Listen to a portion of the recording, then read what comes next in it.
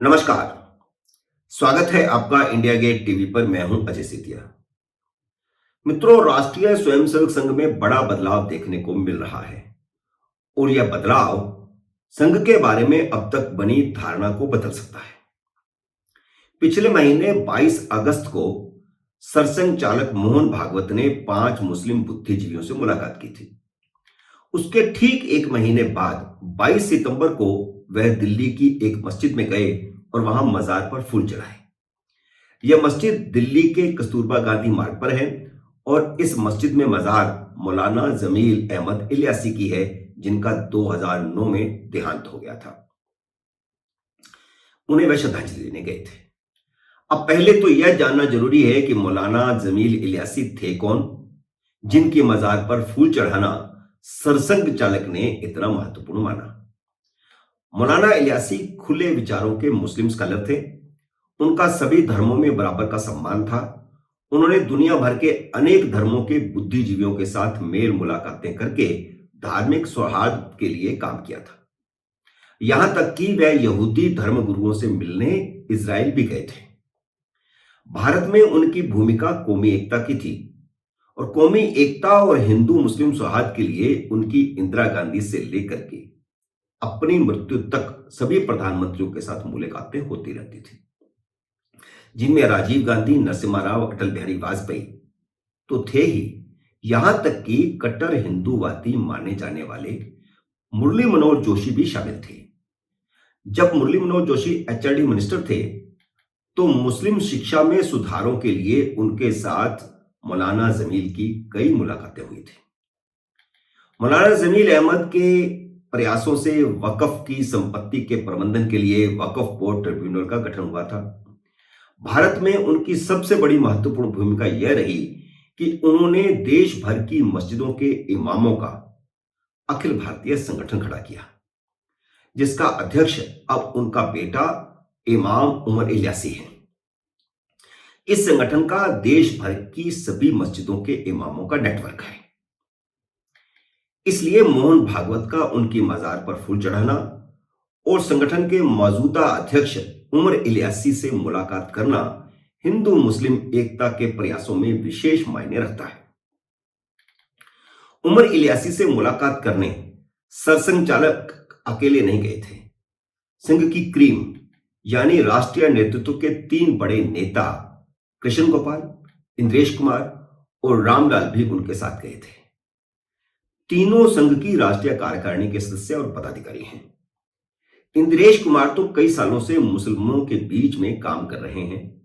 उन्होंने राष्ट्रीय मुस्लिम मंच का गठन किया था, जिसकी ब्रांचें अब सारे देश में खुल चुकी हैं।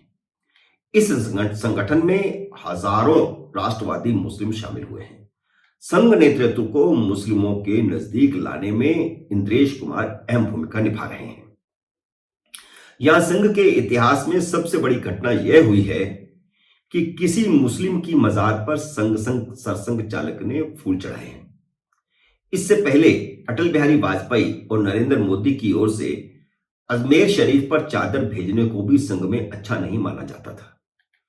आप सबको याद होगा कि 2006 में जब लाल कृष्ण अडवाणी ने पाकिस्तान में जाकर जिन्ना की मजार पर फूल चढ़ाए थे तो भारतीय जनता पार्टी और संघ परिवार में कितना बड़ा बवाल खड़ा हो गया था।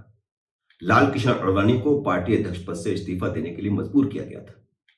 बाद में एक तरह से संघ परिवार में उनका पूरी तरह से एलिनेशन हो गया। लेकिन अब मोदी के प्रधानमंत्री के बनने के बाद भारतीय जनता पार्टी और संघ की सोच में बड़ा बदलाव देखने को मिल रहा है।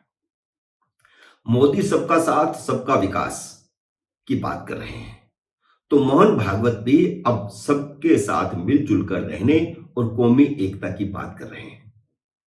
सितंबर 2019 में मोहन भागवत ने दिल्ली में आरएसएस कार्यालय में जमीयत उलेमाए हिंद के प्रमुख मौलाना सैयद अरशद मदनी से मुलाकात की थी। पिछले साल भी मोहन भागवत ने मुंबई में बुद्धिजीवियों से बातचीत की थी। इसी 30 जुलाई को राष्ट्रीय सुरक्षा सलाहकार अजीत डोभाल ने भी दिल्ली में मुस्लिम धर्म गुरुओं की एक बैठक में हिस्सा लिया था।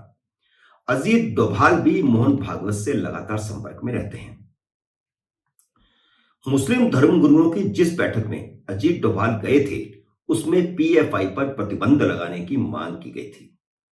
यह संयोग ही था कि जिस समय मोहन भागवत अपने पदाधिकारियों के साथ मस्जिद में थे, उस समय देश भर में पीएफआई के दफ्तरों पर छापेमारी हो रही थी और पीएफआई के नेताओं की धरपकड़ शुरू हो चुकी थी। यानी आरएसएस, भारतीय जनता पार्टी और मोदी सरकार उदारवादी मुसलमानों और कट्टरवादी मुसलमानों के साथ अलग अलग तरीके से पेश आ रहे हैं ताकि उसके बारे में बनी मुस्लिम विरोधी धारणा को तोड़ा जा सके, लेकिन कट्टरवादियों के खिलाफ कार्रवाई की जा सके। हाल ही में ज्ञानवापी का मामला कोर्ट में शुरू होने पर मोहन भागवत का यह बयान हिंदुओं को आश्चर्यचकित कर देने वाला था कि हिंदुओं को हर मस्जिद में शिवलिंग नहीं ढूंढना चाहिए, लेकिन मुस्लिम समाज में इसका स्वागत हुआ था।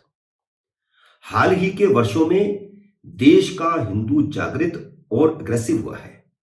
वह संघ से इस तरह के बयानों की कल्पना नहीं करता। इससे हिंदुओं के एक वर्ग में संघ के प्रति गुस्सा भी पनपा, जो अब भी है, लेकिन एक अन्य वर्ग में उनके इस बयान को हिंदुओं और मुसलमानों में सौहार्द बढ़ाने वाला कदम भी माना गया है। उसी कड़ी में संघ ने मस्जिद में जाकर इमामों के ऑल इंडिया संगठन के साथ बातचीत का दरवाजा खोला है। मोहन भागवत और संघ के अन्य पदाधिकारी 1 घंटे तक मस्जिद में रहे और मौलाना जमील अहमद इलियासी के दोनों बेटों इमाम उमर इलियासी और शोहब इलियासी से लंबी बातचीत की। संघ उमर इलियासी के माध्यम से पूरे मुस्लिम समाज के साथ बातचीत का रास्ता खोलने की कोशिश कर रहा है। बंद कमरे में हुई इस बैठक के बाद शोहेब इलियासी ने कहा कि मोहन भागवत का मस्जिद में आना मुल्क के लिए एक बड़ा संदेश है। यह मुसलमानों के लिए मोहब्बतों का पैगाम है। इसे इतना ही देखा जाना चाहिए। इसमें नहीं पढ़ना चाहिए कि मोहन भागवत मस्जिद क्यों गए। मुल्क के लिए यह सुख्त परिस्थिति है। इससे मोहब्बत का एक पैगाम जाता है। शोएब ने यह भी कहा कि मोहन भागवत ऐसे नहीं हैं जैसे कि उनकी छवि पेश की जाती है। शोएब इलियासी ने मोहन भागवत को खुद की लिखी हुई श्रीमद् भगवत गीता भी दिखाई और इसकी फिल्म मोहन भागवत ने तारीफ की। स्वाभाविक है कि इससे कट्टरपंथी मुसलमानों और तथाकथित सेक्युलर दलों में खलबली मचेगी, जो मुसलमानों को आरएसएस का डर दिखाकर ही अब तक राजनीतिक रोटियां सेकते रहे हैं। एक तरफ भारत जोड़ो यात्रा के दौरान कांग्रेस ने संघ के स्वयंसेवकों की यूनिफॉर्म की निक्कर में आग लगाकर हिंदू मुस्लिम में दरार को चौड़ा करने का काम किया है, वहीं आरएसएस बिना किसी शोर शराबे के भारत जोड़ो अभियान में लगा हुआ है। 22 अगस्त की जिस बैठक का जिक्र मैंने शुरू में किया था, उसमें हिंदू मुस्लिम के गिले शिकवे एक दूसरे के सामने रखने की बात हुई थी। उस मुलाकात का संघ की तरफ से कोई शोर शराबा नहीं किया गया, कोई खुलासा नहीं किया गया, किसी को बताया नहीं गया, 1 महीने तक खबर लीक नहीं हुई। मुलाकात में शामिल पूर्व मुख्य चुनाव आयुक्त एसवाई कुरैशी ने 1 महीने बाद एनडीटीवी को इंटरव्यू देकर के एक दिन पहले ही इस बात का खुलासा किया था। इस मुलाकात का आग्रह खुद 5 मुस्लिम बुद्धिजीवियों ने किया था। एसवाई कुरैशी ने टीवी इंटरव्यू में मोहन भागवत की सादगी की तारीफ की और यह भी कहा कि वह बड़े लिसनर हैं। वह टोका टाकी बातचीत में नहीं करते। जब मुस्लिम लोग बोल रहे थे तो उन्होंने एक बार भी टोका टाकी नहीं की और उन्होंने ध्यान से सुना और ध्यान से ही सब बातों का जवाब भी दिया। इस सारे घटनाक्रम से तथाकथित सेक्युलर ब्रिगेड को तो आग लग गई होगी, क्योंकि उनकी रोजी रोटी तो नफरत की आग से फैलाने से ही चलती है। एसवाई कुरैशी ने बताया कि वे यह देखकर हैरान थे कि इतने बड़े संगठन का अध्यक्ष एक सादे से कमरे में ठहरता है। आधे घंटे की मुलाकात तय हुई थी और 1.25 घंटा तक मुलाकात चली। इस दौरान पैगंबर मोहम्मद पर नूपुर शर्मा के बयान से लेकर के ज्ञानवापी मस्जिद तक की कई विषयों पर बातचीत हुई। इस मुलाकात में मुस्लिम पक्ष ने अपने गिले शिकवे रखे कि हर मुसलमान को शक की निगाह से देखना बंद किया जाना चाहिए। तो मोहन भागवत ने भी 2 बातें उनके सामने रखी।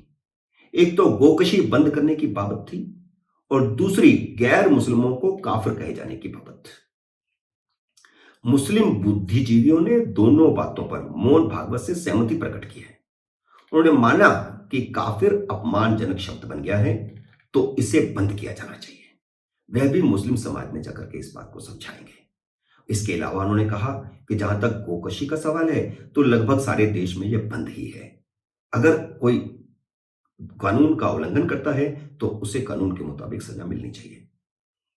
बैठक के अंत में इस तरह की मुलाकातों का सिलसिला जारी रखने पर सहमति हुई है। इस बैठक में एसवाई कुरैशी के अलावा दिल्ली के पूर्व उपराज्यपाल नजीब जंग, पत्रकार और पूर्व सांसद शाहिद सिद्दीकी, एक होटलियर सईद शेरवानी और अलीगढ़ मुस्लिम यूनिवर्सिटी के वाइस चांसलर जमीरुद्दीन शाह भी थे। यह एक विरोधाभास भी देखिए कि जहां नसीरुद्दीन शाह कहते हैं कि उन्हें भारत में डर लगता है, वहां उनके भाई जमीरुद्दीन शाह मुस्लिम बुद्धिजीवियों के साथ उस प्रतिनिधिमंडल में शामिल थे। मित्रों, उम्मीद है मेरा यह विश्लेषण आपको पसंद आया होगा। इसे लाइक करिए, शेयर कीजिए और अगर आपने मेरे YouTube चैनल को सब्सक्राइब नहीं किया तो कृपया सब्सक्राइब कीजिए और घंटी का बटन भी दबाइए ताकि जैसे ही मेरा नया वीडियो आए आपको सूचना आए। मेरे नए वीडियो का करिए इंतजार। तब तक नमस्कार।